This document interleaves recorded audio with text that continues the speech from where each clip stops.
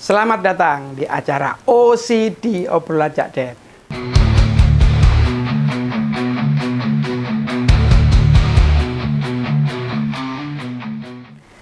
Kali ini Cak Den ingin bahas tentang idenya Pak Mulyono akhir-akhir ini tentang masalah jual beli pasir. Jual beli pasir laut. Kok jual pasir laut yang akhirnya atau kayaknya ditolak sama Gerindra dan relawan. Sebab kan kita tahu ya, masalah ekspor pasir laut ini kan sudah ada aturannya. Sudah ada PP nomor 26 tahun 2003 tentang pengelolaan hasil sedimentasi laut. Lalu muncul juga peraturan Menteri Dalam Negeri Permendak nomor 20 dan 21 tentang pelaksanaan teknis untuk masalah sedimentasi laut ini. Sebetulnya larangan ini itu sudah lama, sudah diberlakukan sejak zamannya Ibu Megawati. Karena mungkin beliau tahu bahwa efek dari dikeruknya pasir laut ini secara masif akan mengganggu ekosistem ya.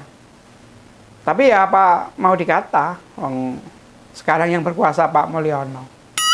Ya enggak, sakarpe.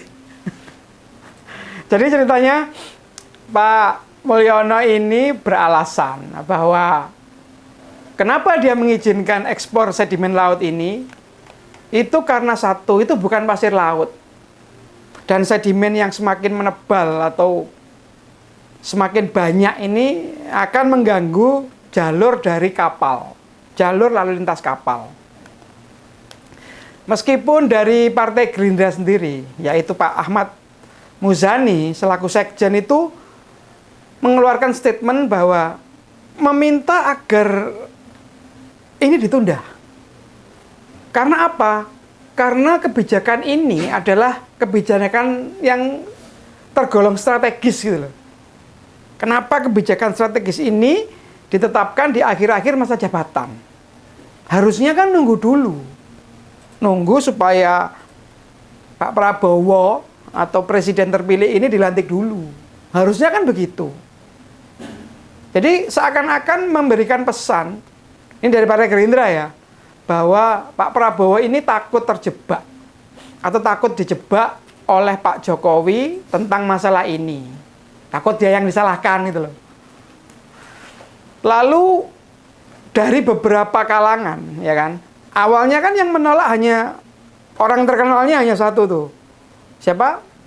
Bekas Menteri Perikanan kita itu. Ibu siapa itu namanya? Itu menolak bahwa ini akan mengganggu ekosistem, ini akan mengganggu biota-biota laut. Tapi ternyata para pendukungnya juga, pendukung Pak Mulyono itu juga menolak kebijakan ini. Anggota KIM, contohnya PKS lah. Jadi anggota PKS dari fraksi PKS yang di DPR, yaitu Saadiah Ulu Putih, itu juga menolak. Alasannya sama, bahwa ekspor pasir laut ini bisa merusak ekosistem laut, memperparah kerusakan lingkungan, dan hal-hal yang akan mengikutinya nanti. Teman-temannya Jokowi sendiri seperti Jokman, ya kan, si Noel itu, Emmanuel Ebenezer itu melakukan hal yang sama, memprotes keras. Si Noel ini bahkan malah dia menganggap penjualan pasir laut ini seakan-akan seperti menjual tanah air gitu. Kali ini bener aku sepakat sama si Noel ini. Pasir laut itu milik kita, kok ngapain harus dijual ke tempat lain? Ketua Umum PAN, Pak Zulkifli Hasan, sebagai Menteri Perdagangan itu ya wis nggak bisa apa-apa, pasrah aja sudah.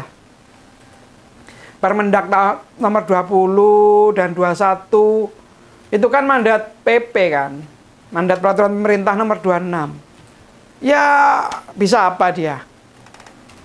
Seakan-akan Pak Zulhas ini ingin bilang mau protes, tapi ya nggak bisa, terpaksa lah. Jadi kayak dipaksa untuk mengeluarkan aturan pelaksananya ini untuk menyenangkan hati juragannya, ya kan? Kacau memang. Dan masih banyak tokoh-tokoh lain yang menolak soal kebijakan penjualan pasir laut ini juga banyak banget. Masalahnya gini loh, kalau alasannya Pak Mulyono ini yang dijual ada sedimentasi laut, bukan pasir laut. Lah terus caranya gimana? Memisahkan antara ini sedimen laut dan ini pasir laut. Caranya gimana? Lah wong sedimen itu memang isinya pasir. Itu kan dari hulu. Lalu ada ke muara. Semakin banyak. Itu kan jadi sedimen akhirnya memang. Ya kalau dikeruk-keruk lama-lama ya pasir yang muncul tanah. Ya benar sih Noel itu. Yang diambil akhirnya tanah. Ya enggak? Terus siapa? Yang mau mengawasi pengerukan ini siapa? Yang diambil itu loh. Apakah benar-benar sedimennya atau pasir lautnya? Sudah banyak atau orang-orang semakin protes karena apa ya? Belum ada loh teknologi yang di Indonesia yang canggih supaya bisa menentukan mana itu sedimentasi, mana itu pasir laut. Berapa sih kedalaman kalau itu disebut sedimentasi atau tanah sedimen? Berapa luasannya? Sedangkan kita tahu bahwa sedimen itu dibawa dari hulu sungai. Yang tentunya bisa saja menambah luas daratan di daerah pesisir. Itu kan sebetulnya langkah yang memperluas wilayah sebetulnya kalau tidak serta-merta diambil. Lalu rencananya sedimentasi ini akan dikeruk, diambil, diangkut ke luar negeri. Maksud Cak Din ini siapa yang memastikan bahwa itu isinya cuma sedimen? Siapa yang tahu? Bisa aja loh yang diambil sedimen tapi ternyata mengandung mineral-mineral berharga piye coba. Tiba-tiba ada mengandung emas kayak batu bara kayak atau nikel kayak atau pasir lautnya.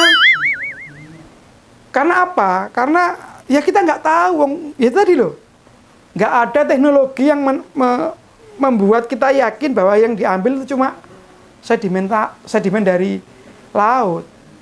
Nah kalau pasir laut yang grogoti berapa coba ukuran atau ukuran yang pasti yang bisa ditolerir? Berapa ini? Masalah ukurannya aku jadi bingung. Seberapa banyak yang bisa dieksploitasi atau dieksplorasi ini. Jadi munculnya kebijakan ini tetap mendapatkan banyak kecaman. Ekspor pasir laut ini akan mendapatkan banyak kecaman dan tantangan dari teman-teman lingkungan hidup, Walhi misalkan. Dari kita sendiri. Tapi ya apa daya ya kan. Keinginan beliau. Intinya bahwa apa yang rencananya akan dilakukan ini kan jelas kan ya. Ini akan mengancam ekologi laut. Biota laut akan protes gitu loh. Yang dirugikan sebetulnya nelayan. Dan nelayan ini adalah rakyat miskin yang seharusnya dilindungi. Coba bayangkan ya, bila lingkungan atau ekosistem laut ini rusak gitu. Terumbu karang jadi hancur. Ombak-ombak besar akhirnya menghancurkan garis-garis pantai kita. Ya kan tetap rugi. Yang rugi tetap masyarakat. Kalau Pak Mulyono sih enak, udah punya IKN ya kan. Tinggal pindah ke sana kalau nggak nyaman gitu. Nah terus kalau sudah rusak gitu, mencari ikan jadi tidak bisa di sekitar pantai. Nelayan harus pergi ke lokasi yang lebih jauh. Iya kan? Jadi pangkan biaya. Waktunya lebih banyak, BBM-nya lebih banyak. Padahal hasilnya belum tentu banyak. Kan kasihan nih teman-teman nelayan ini. Itu juga yang membuat ikan atau produk-produk perikanan, terutama perikanan laut, ketika dijual, itu harganya tidak ada yang murah, mahal pasti. Karena ongkos produksi juga mahal. Gitu loh. Mau dijual murah ya kasihan nelayannya. Kalau dijual mahal juga kita yang keberatan karena harganya mahal. Kan eman-eman. Padahal kebutuhan konsumsi rakyat akan ikan itu besar loh. Lah kalau di-challenge sama harga yang mahal dan langka misalkan, ya jadinya turun tuh. Kita jadi wegah makan ikan yang katanya punya efek bagus untuk otak itu. Iya, saya sebentar ngomong-ngomong masalah otak ya. Kayaknya memang ada yang ngasih contoh kalau otak itu nggak terlalu penting deh. Jadi ya kita tinggalkan aja. Baca nggak penting, otak juga nggak penting, gizi nggak terlalu penting. Tapi ya itu menurut mereka, buat Cak Den penting banget. Omega 3, zat-zat yang berasal dari perikanan atau dari ikan itu penting untuk kesehatan otak. Belum lagi pariwisata. Ya enggak? Pariwisata jadi terancam, area-area surfing jadi berubah, diving jadi nggak menarik lagi, snorkeling juga gitu. Aduh, pokoknya efeknya banyak gitu loh. Mengapa sih kok memaksakan diri harus ekspor gitu? Kok bukan buat mengatasi abrasi atau mengatasi garis-garis pantai kita yang katanya mulai menurun itu? Kenapa kok enggak? Ya karena kebijakan ini memang titipan, ada keinginan gitu loh. Selain kalau misalkan mau diekspor, itu kan yang jelas tidak pro lingkungan. Apalagi hasilnya bukan untuk rakyat, tapi untuk kepentingan negara lain bahkan. Kita lihat di kawasan-kawasan Pantura, di Jawa aja lah, ada rob, abrasi, daerah sekitar pesisir utara, Pekalongan, Semarang, Tegal, atau yang di Jawa Tengah ya, Rembang, Indramayu, itu kan semakin lama semakin abrasinya semakin besar sehingga garis pantainya juga berkurang. Sudah sekian tahun gitu. Padahal sudah dilarang. Bayangin kalau nantinya kebijakan ini akan dilakukan.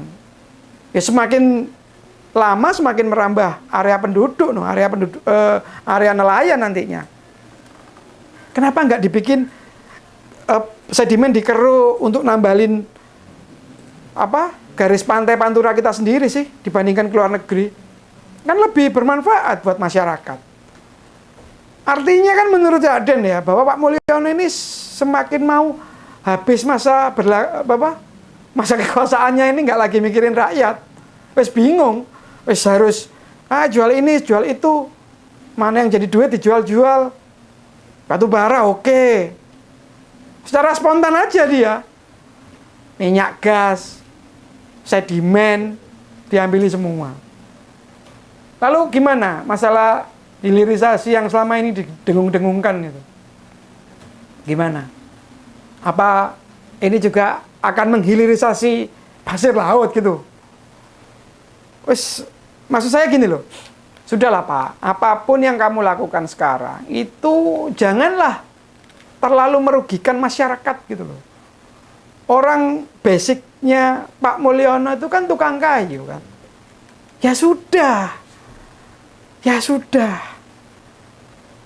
Tekuni aja, perbanyak reboisasi, itu kan lebih baik daripada terus berpikiran jadi tukang pasir, jual-jual pasir. Memang semakin lama semakin aneh ya. Kebijakan yang aneh. Sudahlah, pasti lambat laun akan ada balasan untuk hal-hal seperti ini. Entah rakyat yang akan tidak menerima, menderontak, atau malah ya, wallahu alam lah. Semoga selamat sampai tujuan aja Pak. Sekian dulu dari Cak Den. Besok akan kita sambung kembali. Salam Cak Jo.